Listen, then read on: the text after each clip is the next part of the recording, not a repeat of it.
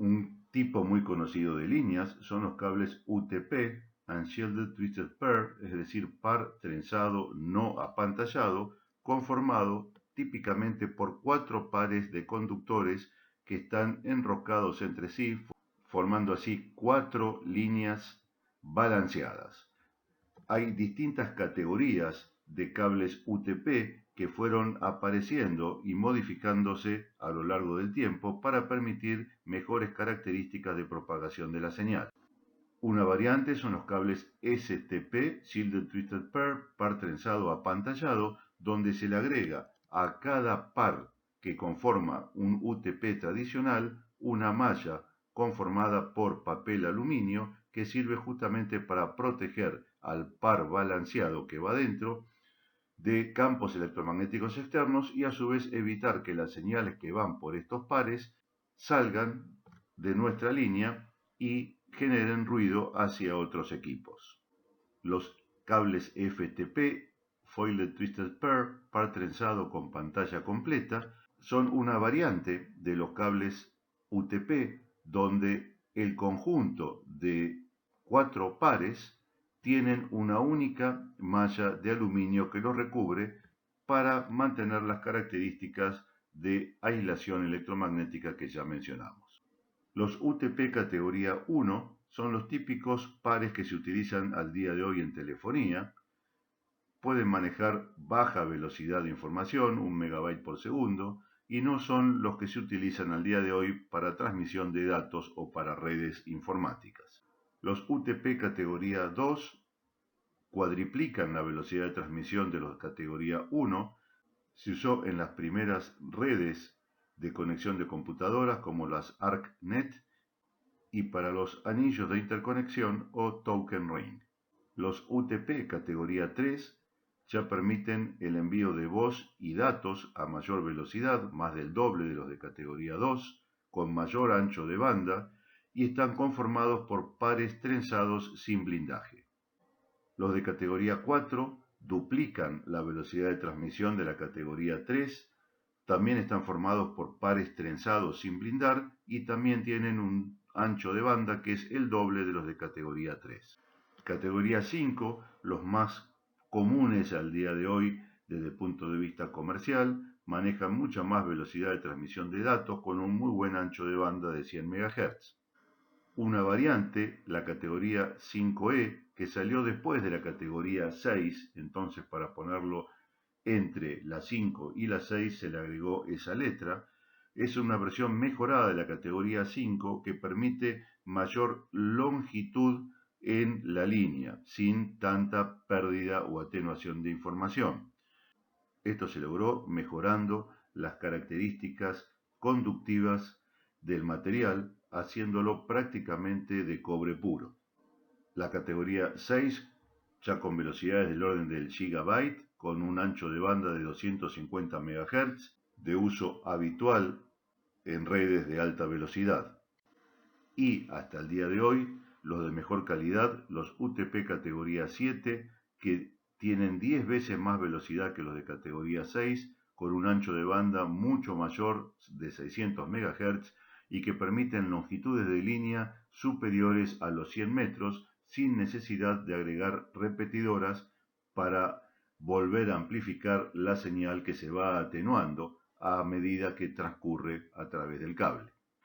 Tenemos que considerar que cualquier conductor por el cual se envíen cualquier tipo de señales, si cumple con los criterios de pertenencia, se lo debe considerar una línea de transmisión y estará afectado por las características eléctricas y matemáticas que veremos en una próxima entrega. Una de las líneas más utilizadas en comunicaciones son los cables coaxiles. Están formados fundamentalmente por un conductor central, recordamos que es una línea desbalanceada, un aislante o dieléctrico, típicamente el más utilizado es el teflón, una pantalla o escudo para la radiación electromagnética formada por una malla que según la fabricación puede ser de cobre o de aluminio o de alguna aleación similar, y un recubrimiento dieléctrico o aislante externo, normalmente polímeros o caucho. Aquí se ve el conductor central, que puede estar formado en los coaxiles por un solo alambre o por varios, como se ve en esta foto, el dieléctrico de teflón, la malla de cobre, que esta malla es la que va a estar conectada a tierra y junto con este conductor va a conformar la línea desbalanceada, y el aislante externo o dieléctrico externo. En este otro coaxil pueden ver que, aparte del conductor central con el dieléctrico de teflón, hay una primer capa de blindaje formada por papel aluminio enrollado sobre el aislante de teflón, y luego viene la malla, en este caso de aluminio, para terminar la construcción con el dieléctrico o aislante externo. En estos casos, la señal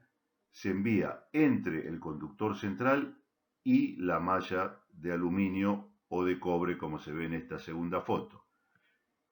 El aislante de papel de aluminio no se utiliza como elemento conductor para referirlo a tierra en la línea desbalanceada. Es simplemente un escudo para las señales electromagnéticas. En esta tabla pueden ver una enorme cantidad de líneas coaxiles, obviamente todas desbalanceadas, con sus características mecánicas y eléctricas que permiten elegir la que se va a utilizar para conectar nuestro transmisor con el receptor. Entre las características podemos ver el diámetro exterior, la impedancia característica, tema que veremos más adelante, la relación entre la velocidad en que una señal transcurre o se propaga a través de la línea y la velocidad de la luz,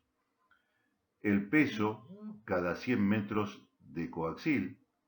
la capacidad que tiene en picofaradios por cada metro, y después las características de atenuación que tiene ese coaxil en función de la frecuencia de la señal que se está enviando, atenuación que se expresa en decibeles cada 100 metros de coaxil. Por ejemplo, el RG58, que es uno de los más utilizados en equipos de comunicaciones, vemos características: diámetro exterior 5 milímetros, impedancia característica 50 ohms, tema que repito veremos próximamente, velocidad de propagación 0,66 respecto de la velocidad de la luz, el peso cada 100 metros es de 4 kilos, tiene una capacidad de 101 picofaradios por cada metro de coaxil. Recordamos que estamos hablando de un conductor central y una malla referida a tierra con un dieléctrico en el medio, es decir, estamos también considerando que ese cable, esa línea, tiene características de capacitor.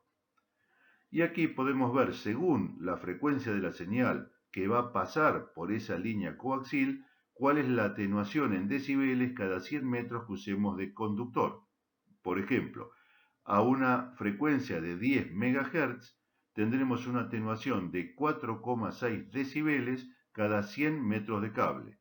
pero a una frecuencia de 2300 MHz, es decir, 2,3 GHz, estamos casi llegando a las microondas, la atenuación es muchísimo mayor, es 110 decibeles por cada 100 metros de conductor.